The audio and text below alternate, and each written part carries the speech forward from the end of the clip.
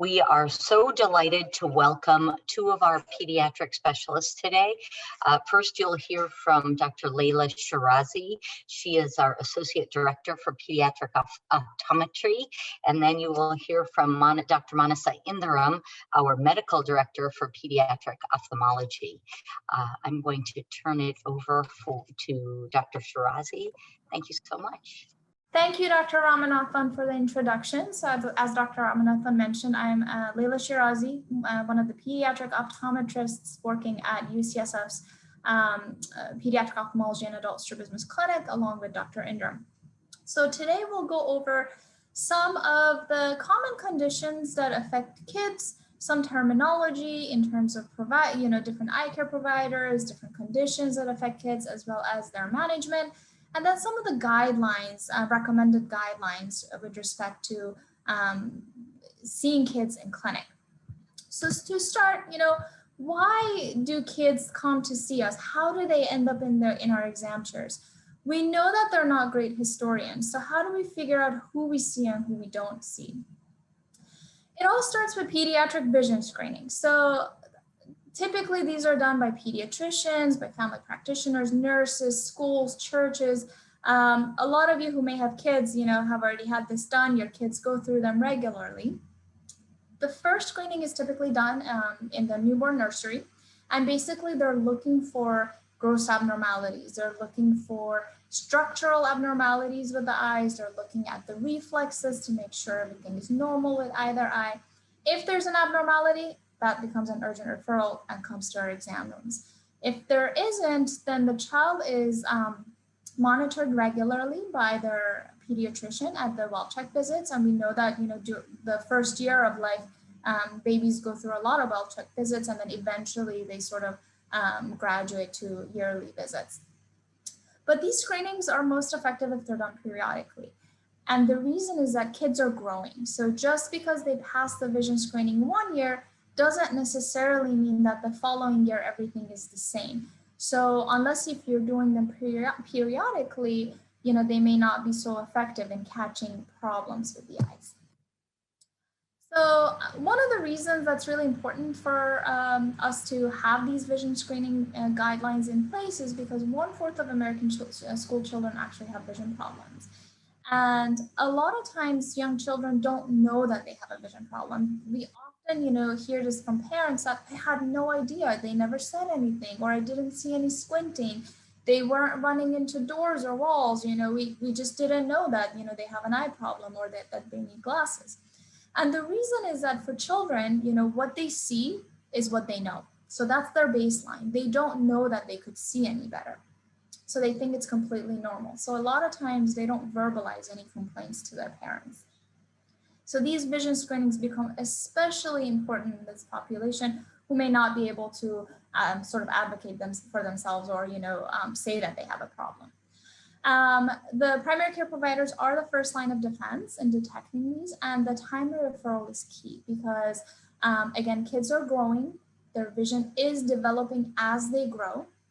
So if there's a problem that is either not caught or caught but not referred in a timely manner, we could end up with irreversible vision loss in one eye or both eyes, or loss of depth perception, things like that. So timely referral is key.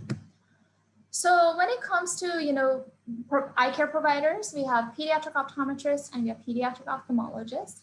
Both of these practitioners, they see kids who have problems with refractive errors. They see kids who have lazy eye, misalignment of the eyes, learning difficulties at school. And basically, optometrists, they do the eye training essentially, and then they do extra training for pediatrics and binocular vision, and that's considered their residency. Ophthalmologists, they do that. They go through medical school, and then they do their residency in ophthalmology, and then their fellowship is that extra training that they do in pediatrics and binocular vision. The difference is that with ophthalmologists, they are actually trained in surgical management as well. So all the stuff that the pediatric optometrists do, in addition to surgical management, as well as some of the sort of more complex cases, higher acuity cases that you need to sort of escalate to the next level and have somebody else, take a look at. Optometrists in those cases refer to ophthalmologists. So some of the pediatric conditions that are common, and these are the common conditions that we get referrals for very frequently. Of course, by far the most common one is needing glasses.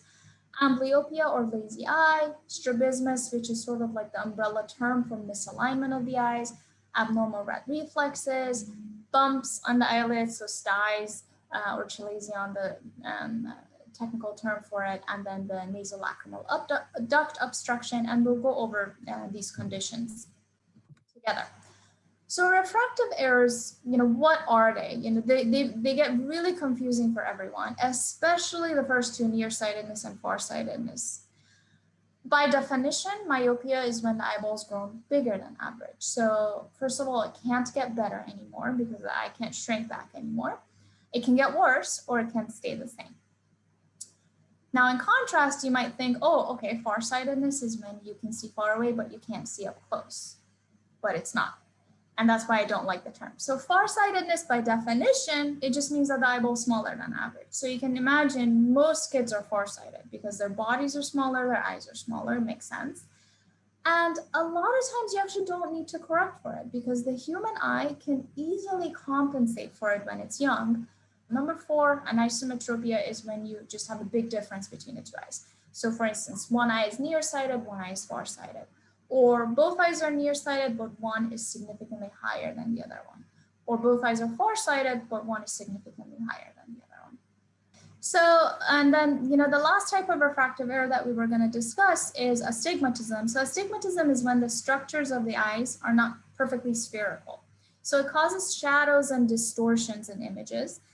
It affects both distances when it comes to vision, but typically it's more bothersome far away because naturally when things are far away, they're smaller, and when they come closer, they get magnified, so that shadow or blur doesn't bother us as much. And then the question is, okay, how young can glasses or contact lenses be prescribed? How young is too young? So always remember, there's no set age when it comes to prescribing glasses or contact lenses, even contact lenses. And the reason is that we want the connection between the eyes and the brain. We want the eyes to see clearly at all ages. And if they don't, we run into problems with lazy eye, which I'll cover next. So, we can have babies as young as a few weeks wearing glasses, even wearing contact lenses as young as a few weeks. In fact, at UCSF, one of the types of the exams that I see is fitting babies and infants and babies with contact lenses. These are typically the babies that are born with very severe eye issues such as cataracts, and they need to wear contact lenses to see clearly. But it's never too young to wear glasses or contacts. If it's needed, we prescribe for it. And the reason is amblyopia or lazy eye, or the risk for it. So to understand why this happens, if you've had kids, you may remember that, when they're first born, they're not necessarily looking at your face, they're not making eye contact, their eyes are just wobbling back and forth. And the reason is that the visual cortex, which is sort of like the seeing part of the brain, it's sort of underdeveloped when babies are first born. And as they grow, as the eyes are open and send information to the brain, the visual cortex of the brain, it develops based on the feedback that it gets from the eyes. So if there's a problem with the eye, whether it's a structural problem or there is a refractive problem, meaning there's a big prescription in one eye or the other, or there's something that's sort of like a barrier to light, so there's a cataract or there's an opacity on the cornea or something, all of that creates a barrier, creates an issue between the connection between the eyes and the brain. So the eyes are no longer sending good information to the brain. And now the brain is developing off of bad feedback. So if you don't catch this in time or fix it during, the sensitive period, now you're going to end up with lazy eye that's irreversible. So the vision is permanently down in that eye. Typically, and the amblyopia or lazy eye is actually, by far the most common cause of monocular vision loss in children. And a lot of times is because, well, one, kids are not good historians, so we don't know when they have problems.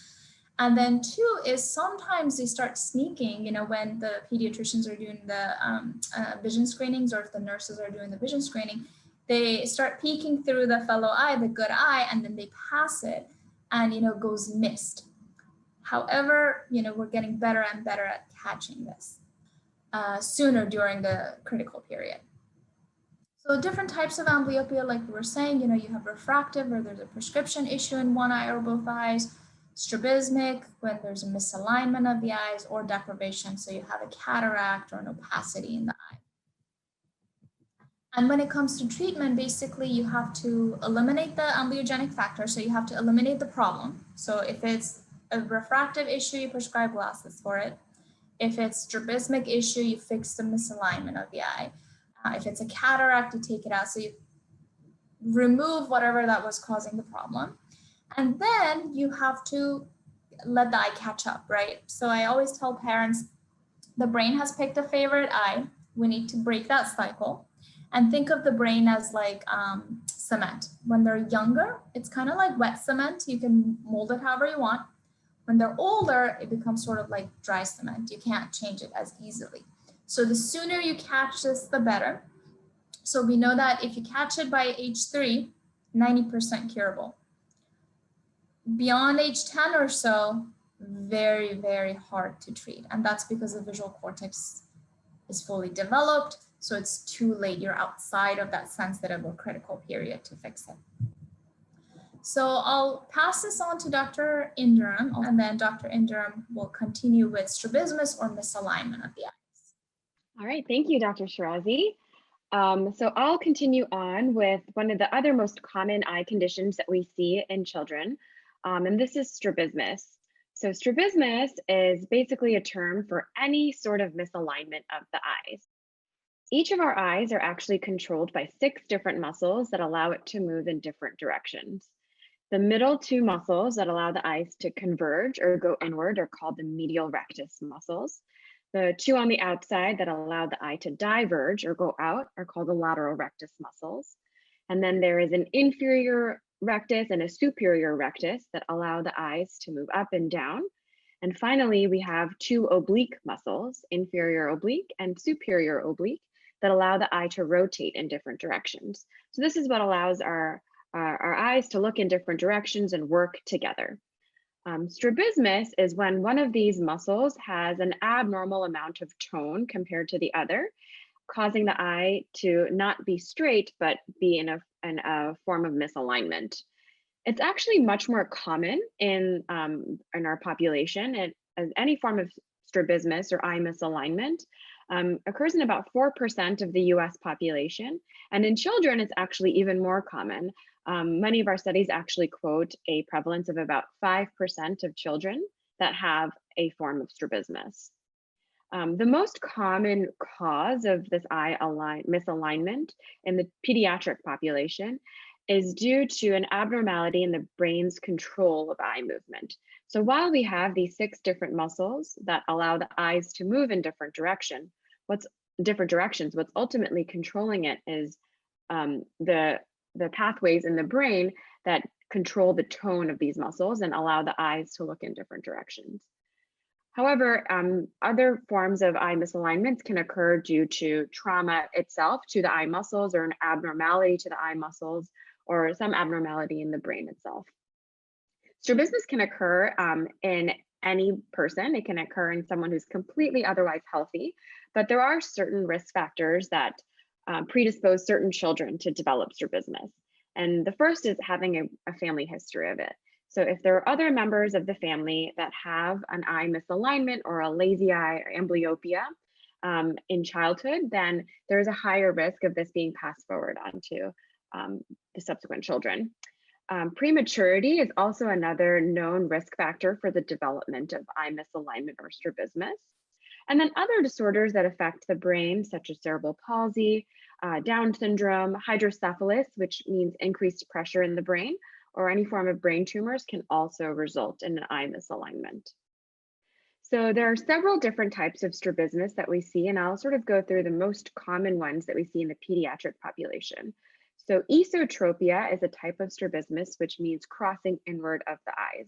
Within esotropia in the pediatric population, the two most common types are infantile esotropia, and this is a eye misalignment that presents virtually at birth. So many of our patients come in saying, and with their parents saying that their eyes have been this way since as long as they can remember, at least until, from the time that they were 3 months old or so. And this is in which both eyes are crossing inward. Infantile esotropia needs to be managed with surgery. The second type of esotropia, or crossing inward of the eyes that we see commonly in children, is something that's called accommodative esotropia. Children with accommodative esotropia tend to present a little bit later. Most commonly, somewhere around 2 to 4 years of age is when they first start crossing inward with their eyes. It looks very similar to infantile esotropia on presentation, but the one major difference with accommodative esotropia is that when we check for a glasses prescription in these children, we often do measure a high amount of hyperopia, or that farsightedness that Dr. Shirazi was discussing. So the treatment for this is putting the child in glasses, and when you put the child in the glasses, the eye crossing goes away. And the reason that this eye crossing occurs in this specific type of strabismus, accommodative esotropia, is because when this child has this underlying high degree of farsightedness, their eyes are essentially straining in order to see more clearly through this need for a glasses prescription. And as they strain, what they're actually doing is moving the lens in the eye in order to focus a little bit more clearly. This movement is called accommodation. With this accommodation, when you're doing it so robustly, it actually activates convergence of the eye, or crossing inward. So when a child is doing this excessively, it actually causes them to cross inward every single time they're trying to focus. So when we put them in the appropriate glasses prescription, it allows for them to relax this need to accommodate or to try to focus through their glasses prescription that they need. And then therefore they don't need to converge or cross their eyes inward. Another type of eye crossing that we often see is actually not truly an eye crossing at all. This is called pseudostrabismus. So here on first inspection, when you look at this child, we see that there isn't much white that you see in the inner corners of the eyes. And so it's very easy to think that this patient has a crossing inward of the eyes, or an esotropia. But when we look very closely at just that reflection of the light in the pupils in both eyes, we can actually see that it's symmetric within the two, which means that the eyes themselves are actually not crossing inward, but there's an optical illusion that's being created because of this excess skin that we see by the nose in both eyes. This excess skin is called epicanthal folds, and it's very, very commonly seen in almost all babies and infants. Due to the presence of this excess skin, it gives almost a false appearance of the eyes crossing inward. So here's another example of a patient that looks like their eyes are crossing inward. But if we were to actually sort of, we don't usually do this in our patients, but if we were to pinch the skin by the nose a little bit inward and to expose a little bit more of that white in the inner corners of the eyes, we can see that the eyes are actually aligned. And it's really just this excess skin tissue that's giving that false appearance of the eyes crossing inward. This almost always resolves by the time children reach their toddler ages, because their nasal bridge tends to sharpen into what we see in most adults. And so you tend to see more of this white in the inner corners of the eyes. And so that appearance of the eyes crossing inward will go away. Another type of strabismus that we see in children is exotropia, which means an outward deviation of the eyes. The most common exotropia that we see in children is something that's called intermittent exotropia. So intermittent means happening once in a while. So many times these patients come into our clinic and they look completely normal. Their eyes look like they're completely straight. But then over the course of the examination, what we'll notice is that one eye has a tendency to drift outwards. So intermittent exotropia is the most common form of childhood strabismus, or eye misalignment, that we see. And thankfully, it actually has the best prognosis, in that because the eyes are, for some period of time, aligned with each other, visual development actually occurs normally in both eyes for the most part. And the patient actually always learns to develop binocular vision, or the use of both eyes together. The times that we need to intervene in patients that have intermittent exotropia is if the control that they have of their eyes or their ability to keep their eyes in alignment starts to decline. So if someone reports that their eyes are drifting outward more than they actually are aligned, those are the times that we would think about doing various forms of treatment. And these treatments could include needing glasses, doing eye patching if the vision is worse in one eye than the other, or potentially needing an eye muscle surgery. Other forms of strabismus that we can see, so we had an inward drifting of the eyes and outward drifting of the eyes. We can also have vertical misalignments of the eyes in which one eye is higher than the other eye. And so many times that when we see these vertical misalignments of the eyes, it can also be associated with an abnormal head position. And in children, most of the time when we see these vertical misalignments, we see an abnormal head tilt of the eye.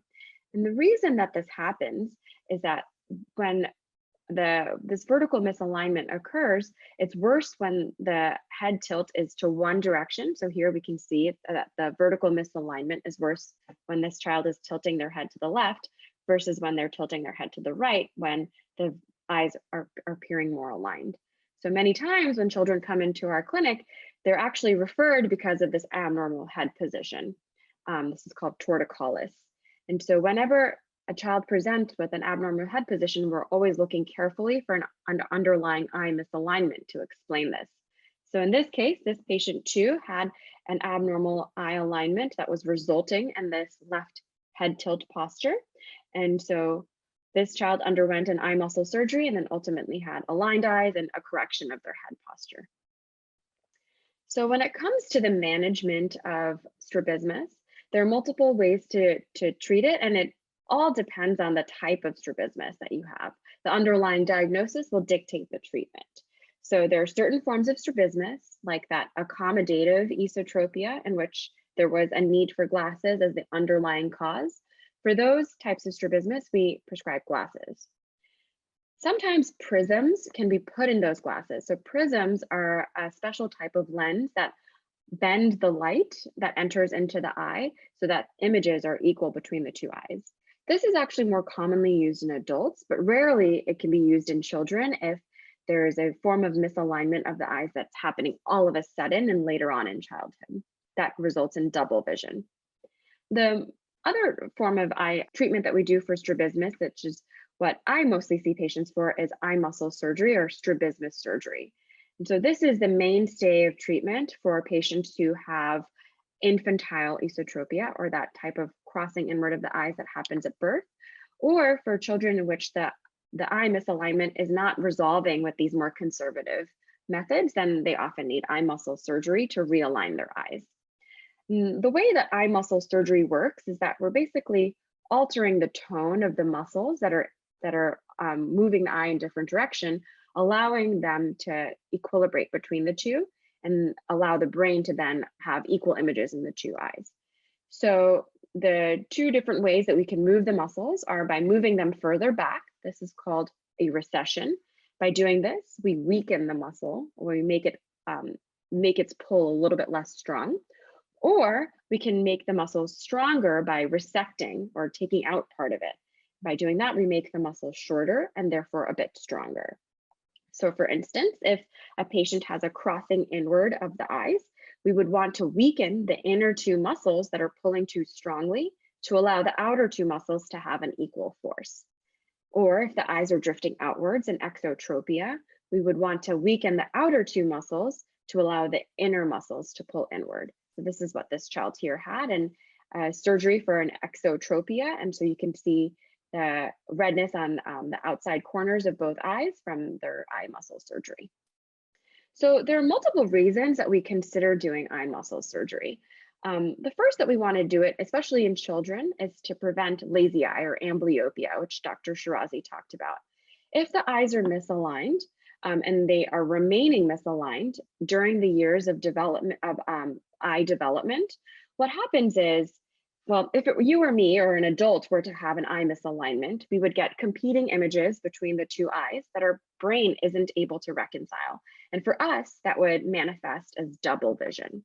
But in children, the brain is actually quite remarkable in that rather than allowing there to be double vision, what the brain does is just shuts off the image in one of the eyes so that the child is basically only using one eye to look out at the world. But if the brain is continually shutting off the image in just one of the eyes, then that eye is not going to be able to develop as robustly as the other one. And this is what can result in amblyopia when there is a misalignment of the eyes. So in order to prevent that, we want to put the eyes in alignment such that the brain is receiving an equal input from both eyes. The second reason that we would want to do eye muscle surgery or strabismus surgery is, again, to allow for this equal input and from both eyes coming in. And what this will do is, if both eyes are able to perceive the same image, then you can have binocularity, or the ability to perceive depth, three-dimensional vision. Unfortunately, binocularity cannot be developed if both eyes are not working together. And then the last reason we do eye muscle surgery, strabismus surgery, in children and also in adults is for reconstruction. So even if there is no chance of improving vision or preventing amblyopia for whatever reason, or if there's no chance of improving binocularity, for instance, if an older child presents to us, there is still a good reason to realign the eyes, just to restore a sense of normalcy, to allow for better psychosocial development. And I see this a lot in many of my teenage patients who come, who have lived with an eye misalignment and have had lots of impact socially, and realigning the eyes really makes a difference. And so these are just some images of a couple of my adult patients where here this patient had an exotropia, or an outward deviation of the eyes, and was commonly mistaken for not paying attention or for not being not being intelligent. And having a realignment of their eyes really just allows them to have a better confidence in themselves and better perception externally. And then same thing for an inward crossing of the eyes. Realigning of the eyes really does tend to give a little bit more sense of normalcy for the patients. The next most common referral that we get is an abnormal red reflex. And so this is a test that's performed as part of the vision screening that Dr. Shirazi described in pediatricians' offices and nurses' offices and schools. And it's basically a quite simple test in which we can really gain a lot of information. Through this test, the pediatrician basically shines a bright special type of light equally in both eyes, and you can tell if one eye has an unequal reflection back. The normal reflex that we expect to see is red. That's why it's called a red reflex. If one of the eyes looks pale or even white, then we are concerned that something might be in the eye that's blocking that reflection back. And what we are concerned for when we see something like this white in the pupil, is something like a tumor in the eye that's called a retinoblastoma, a cataract, which is an opacification or a clouding of the clear lens in the eye, or something like even more serious, like a retinal detachment, which is a detachment of the back layer of the eye. So because these require urgent intervention and often an urgent surgery, these are considered an urgent evaluation or a need for evaluation by one of our specialists. Sometimes, however, when there's an abnormal red reflex, it's not actually due to something that's as scary as this first category. It could even just be having an asymmetry between the refractive error or the need for glasses in both eyes. And so if there is a difference in this refractive error, it can actually even manifest, like in this picture here, the second picture, of having this abnormal red reflex in one eye versus the other. And then finally, having an eye misalignment, like in this third picture, can also result in an asymmetric reflection between the two eyes, just because of the difference in the way that the light is hitting between them. But in the back of our minds, we want to make sure that we're ruling out a more nefarious reason for having this asymmetry between the red reflex. We always see these patients urgently in our clinics. So I'll allow Dr. Shirazi to talk about styes. Okay, so another common condition that we get referrals for often in our clinics is a bump on the eyelid. And I'll go over the mechanism with you, and you realize why this often doesn't need a referral, and it's actually overprescribed for in terms of medications. Because once you realize what the mechanism is and what causes this bump on the eyelid, you realize that it's something that can be taken care of at home. So basically, you know, a sty or a chalazion, the reason it happens is it's essentially an accumulation of oil in the eyelid. So take a look at that lower picture. You see these tubular shaped structures in the eyelids, upper eyelids, lower eyelids, and they're called meibomian glands. And the purpose for these glands is to produce oil into our tear film, which makes the tear film very nice and smooth. It doesn't allow the tears, the watery part of the tears, to evaporate too quickly, where we end up with dryness in our eyes. So some children produce thicker oil, which sort of causes these glands to get clogged more often. And sometimes they produce regular amount of oil, but or regular consistency of oil, but you know, these glands get clogged for whatever reason. So there's debris, there's crust, you know, different things that can sort of clog the openings of these glands. And basically the oil can't come out anymore, and it starts accumulating there. And instead of being kind of nice and clear and liquid, it starts becoming harder and becoming solid. And that's that bump that you see in the upper picture. And the reason that medications don't work for it, antibiotics specifically, is because it's not an infection, right? So the best treatment for it is hot compresses. And the concept is, you know, kind of like putting butter in a pan and turning on the heat. The goal is to heat up that, you know, now solid oil so that it becomes liquid again. And then it comes out, the gland opens up. The sooner you do it, the better. The more frequent you do it at the beginning when it first shows up, the quicker you can get rid of it. If it stays there for too long, sometimes hot compresses just don't do it anymore. And then you need surgical sort of drainage. So basically the surgeon puts a cut in the over the bump, and then, you know, or under the bump, you know, from the inside the eyelid, and then they just scoop up the fat that way. And again, you know, we typically recommend, you know, 4 to 5 times a day of these hot compresses, you know, 10 minutes at a time. And granted, these are children, right? So they're not going to sit there and let their parents do it for 10 minutes at a time. So a lot of times it's sort of like, okay, get as much as you can, give them a break, do it again. But you have to be very adamant about it and doing it frequently during the day, during that, you know, first few days, if you want to get rid of it quickly. And then another common condition that we get referrals for is nasolacrimal duct obstruction, or NLDO. And for those of you who've had children, you may have encountered this. Sometimes infants, newborns, and they develop, you know, some tearing and yellow discharge from the corner of their eyes. And the reason this happens is because the drainage channels, you know, where the ducts that, you know, drain our tears from the eyes, they haven't fully opened up. So if you look at that top picture, you see the tear duct and you see that little opening at the end of it. That opening hasn't popped open in some infants.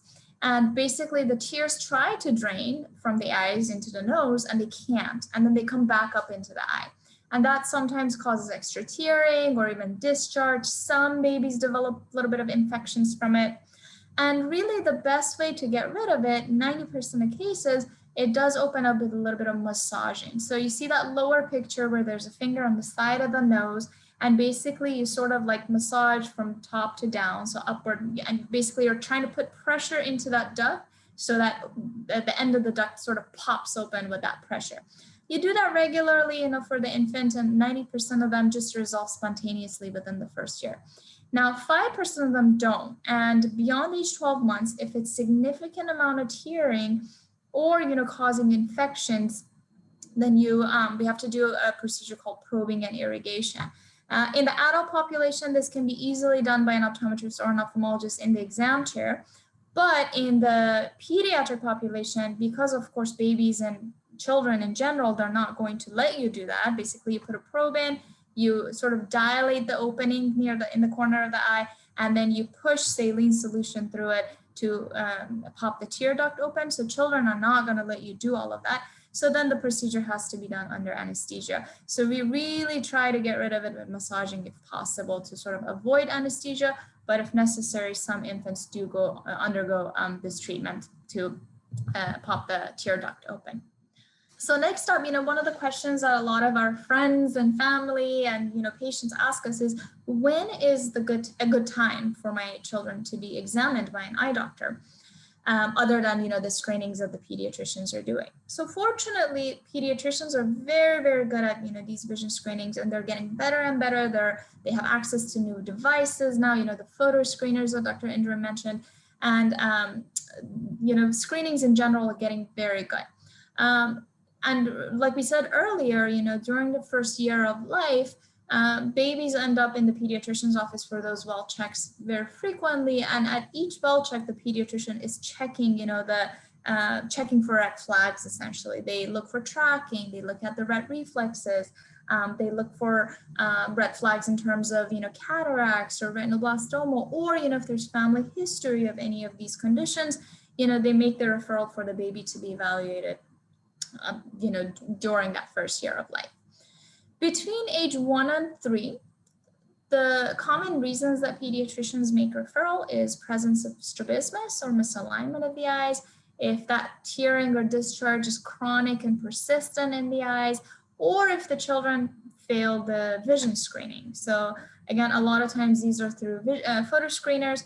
And again, they're the small devices, they look like little iPhones, and they hold it in front of kids' eyes, and it gives an estimate of their prescription. So if the device flags them to be outside normal limit in terms of refractive error, they make that referral just to be sure. Of course, you can get false positives from it too, but it's always better to be, safer to check to make sure that the device was wrong and we're not actually missing something that could potentially cause amblyopia or lazy eye.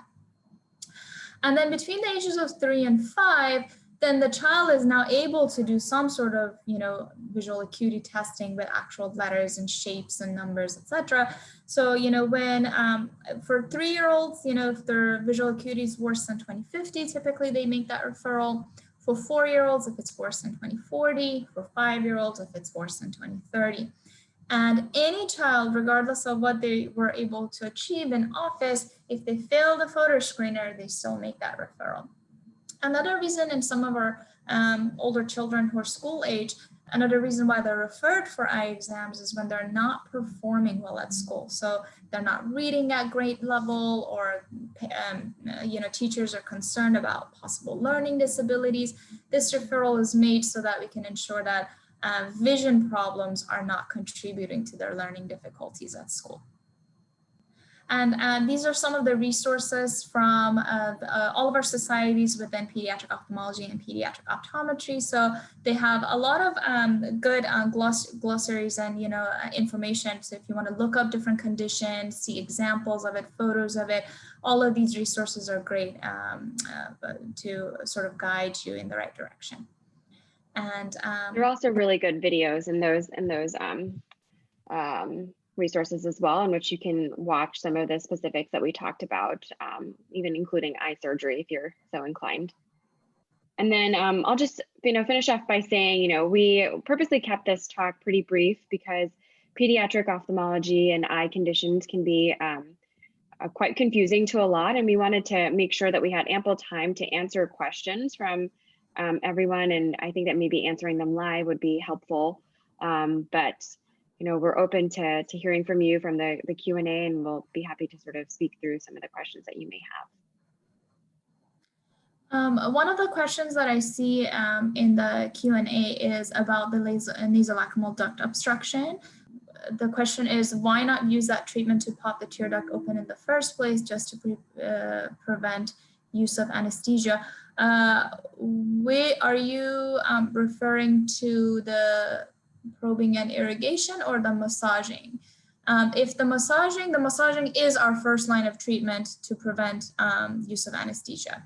But if we are not able to pop the tear duct open with massaging alone beyond age 12 months, then we have to do the irrigation with the saline. But of course, in babies and in kids in general, they're not going to sit still or allow you to even, approach them with the syringe that's going to push that saline through the tear duct. So then you have to put them under anesthesia to do that procedure. And the main rationale that we like to wait before doing it, before 12 months before doing it, is that the the chance of it clearing up on its own by 12 months is so high. It's, about 95% of infants will clear up on their own without any intervention. And so because that chance is so high without needing to go under anesthesia and also undergoing any potential risk of surgery, which thankfully is minimal, but anytime you operate on someone, there is a potential for risk of complication. Because the chance of it is so high to resolve on its own, we always give it a shot before we sign a patient up for surgery.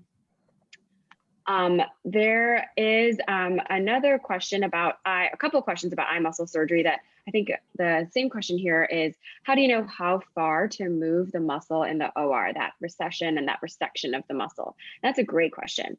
And so the way we know how much is that we first take detailed measurements in our clinic appointments about essentially the degree, how much the eyes are misaligned with each other, how much they're turning inward, how much they're going outward. And we measure that with prisms, which is, essentially a way to, like we talked about, have the light that's entering into the eye be bent in a certain way that we can figure out exactly how much the eyes are misaligned from each other. Then based off of that number that we get from that prism measurement, there is an algorithm that we use that is based off of many, many thousands of patient cases over many, many years that tells you how much to move the muscle based off of its degree of misalignment. So if a patient has a 20-degree misalignment, it's a much higher amount of movement of the muscle that we would do versus a patient that has a 10-degree of misalignment. Hopefully that was an answer to that question. Do you make any, could I ask a question about that? Do you have a different algorithm that you use in children versus to correct abnormalities of muscle abnormalities in adults? No, actually, it's the same measurement that we use in both children and in adults in terms of the amount that we would move the muscle back and forth. The techniques that we do in adults are a little bit different in that we can allow for a little bit of more of a post-operative adjustment to basically personalize the surgery to adults, to each individual adult. And we do that in adults because when we have adults who come in with eye misalignments, it tends to be a bit more complex than with children. But the algorithm that we use is actually quite similar between the two. There's a question in the chat, in the Q&A, that are stripe patterns enough to prescribe glasses for a tiny child, which I think is referring back to an earlier question that was asking, how do you measure vision in a baby, in an infant or a child when they can't, cooperate with actual, they don't know letters or they can't do matching with the shapes and numbers. So when it comes to checking vision in children, yes, there are different methods that we can use. There are some crude ways of, you can show them toys and stickers, see if they are able to follow it with each eye individually.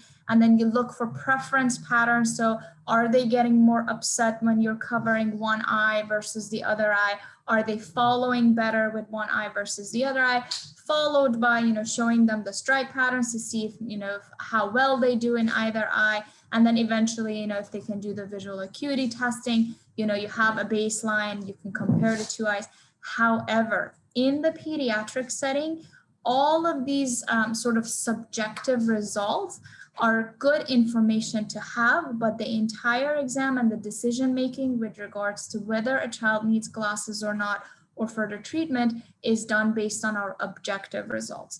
So we dilate the eyes, and through the act of dilation and relaxing the focusing muscles of the eyes, the doctor is able to check the refractive error. So we're able to check to see if the child is farsighted or nearsighted, or if they have astigmatism, how much of it, is it within the normal limits for their age group or not. We have guidelines that we follow with respect to norms for each age group. And if a child is falling outside of those norms, regardless of what their visual behavior was or what visual acuity we got in them, we follow those guidelines with respect to prescribing. So It's great to have subjective results that sort of go hand in hand with our objective findings, but we do not by any means rely on their subjective responses when it comes to prescribing and managing. We do all of it based on our findings objectively.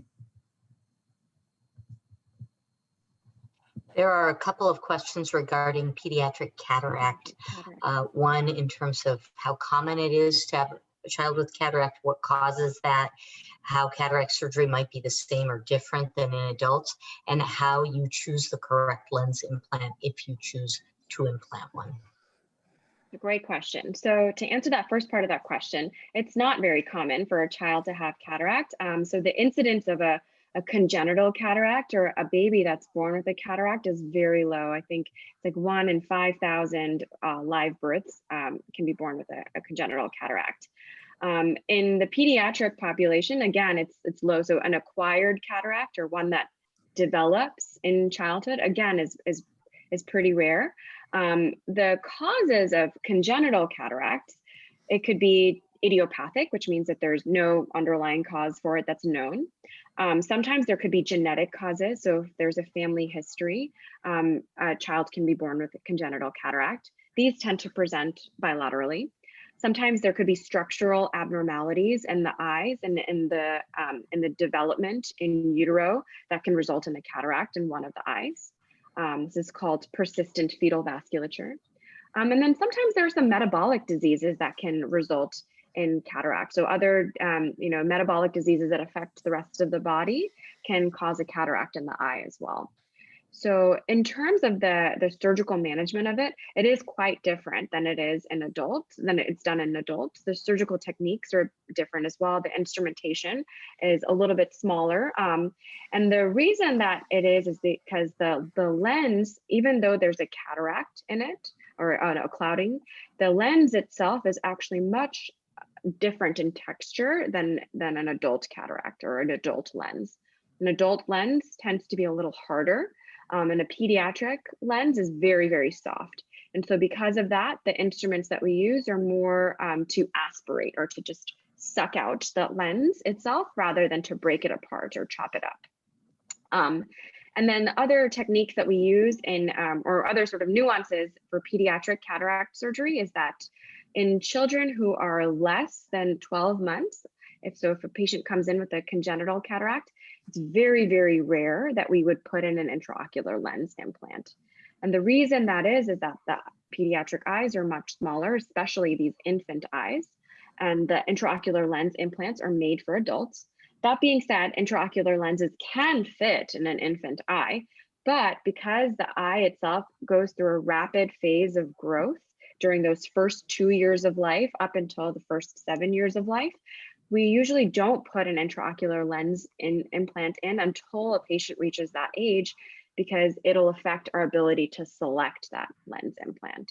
So you might remember from one of the earlier talks, from probably one of the first talks about cataracts in adults, a lens implant is put in to replace the cataract lens to allow the eye to focus. These lens implants can have multiple degrees of powers that will correct the refractive error or the sort of the size of the eye. In children, because their eyes are continuing to grow, and it grows really rapidly in the beginning and then tapers off, but continues to grow well into adolescence, it's really difficult to choose these lens implants because you're sort of choosing one based off of a moving target.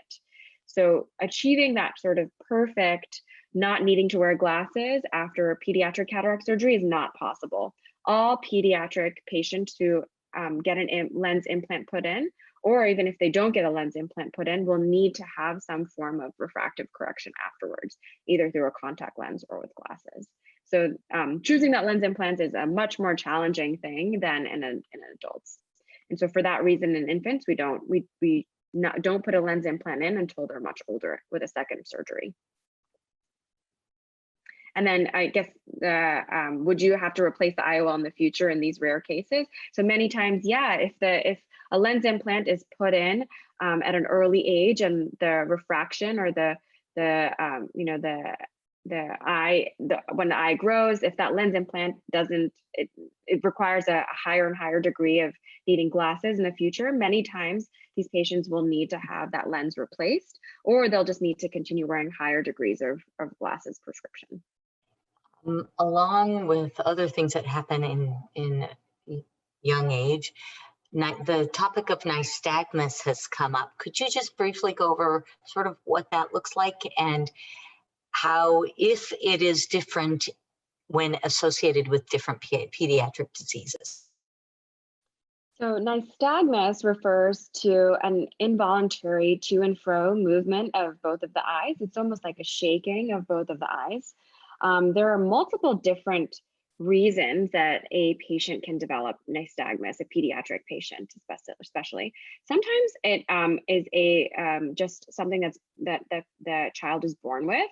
We call this a motor nystagmus or congenital motor nystagmus. And for this, it's kind of like an eye misalignment, a strabismus, where there might not be an underlying abnormality in the brain, but it's just sort of a motor dysfunction that causes the eyes to move in these abnormal patterns. For these patients that present with this congenital form of nystagmus, most often they actually have good vision in both of the eyes. There's no other abnormality structurally in the eyes or the brain that's explaining it. And so for those patients, they often present with, again, another form of abnormal head posturing.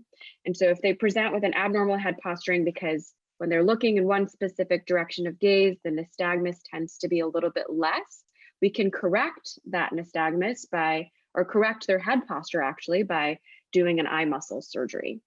But many times when patients present with a nystagmus, it's actually a reflection of an abnormality inside of the eye or in the brain. And so an abnormality that's affecting their vision. And so when we see this, we call this sensory nystagmus, or an eye movement abnormality that occurs due to lower vision. So I think in that particular question, there was a question about coloboma. So coloboma means a missing tissue within the eye, or tissue that doesn't develop normally. So if there is a coloboma on the back of the eye, such as in the retina or in the optic nerve, it can result in low vision. It can result in this nystagmus.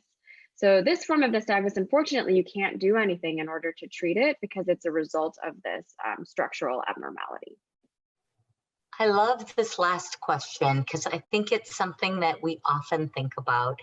If we see somebody who has eyes that aren't straight, we want to look at them, not look sort of mysteriously at them.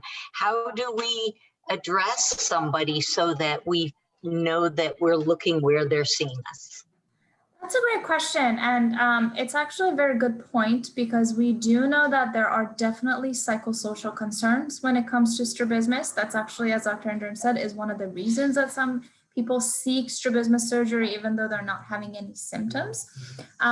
So basically, and please, feel free to jump in, Dr. Indaram, but a lot of times people who have strabismus, they are able to quickly switch between the two eyes too. Not all, but some are able to switch. So sometimes that can get more confusing for people who are talking to them.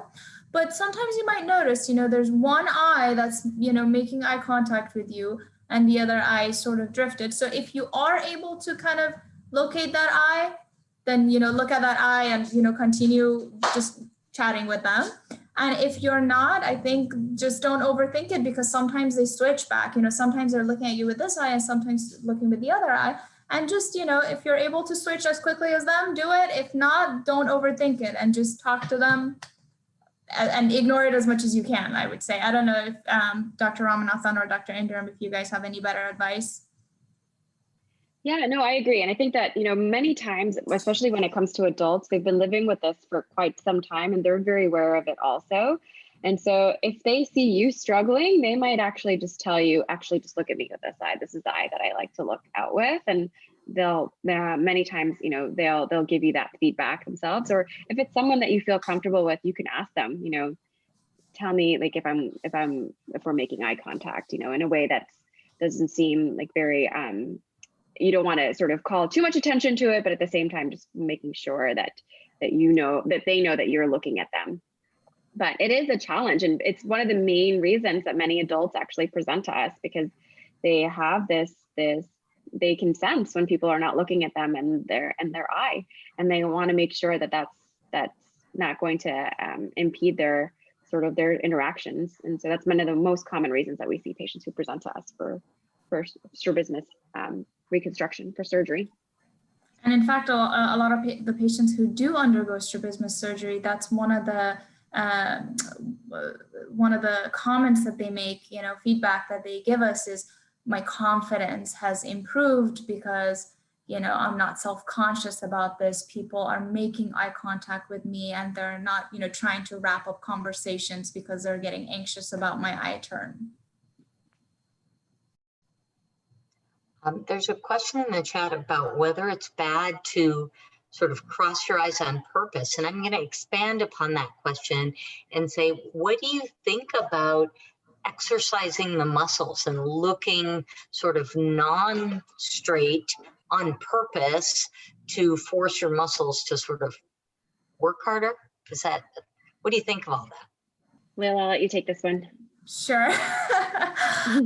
So eye exercises, they've been around for a long time, and to some extent they are evidence-based in terms of treating certain disorders of verging. So for instance, people who can't converge their eyes. So, if you try to look at something up close, your eyes have to converge, right? Some people are not able to do that. And when they try to look at things up close, their eyes have a tendency to diverge. In those cases, certain eye exercises that, work on convergence, bringing things closer, or we call them pencil push-ups, they are proven to be effective in improving convergence. But as far as I know, looking in different directions just to exercise the muscles without looking at anything specific, I don't think there is any evidence that, that is going to do anything. And one of the reasons is that our fusion, so our ability to sort of look at things and keep it fused, use the two images that comes from our two eyes and keep it fused and see a single clear target. It's not only, coming from the muscle harmony, but it's also coming from the brain. So just, looking in different directions, and moving your eyes without purpose, that's not going to do anything in terms of exercising the eyes per se. Oh, and then to answer the question, should we tell our children not to cross their eyes? I don't think there's any harm that's going to come from it. Their eyes are going to get tired if they keep crossing it, but I know there were a lot of, sort of myths back there that, oh, if you do it, it's going to get stuck, or, things like that. There is no truth to that.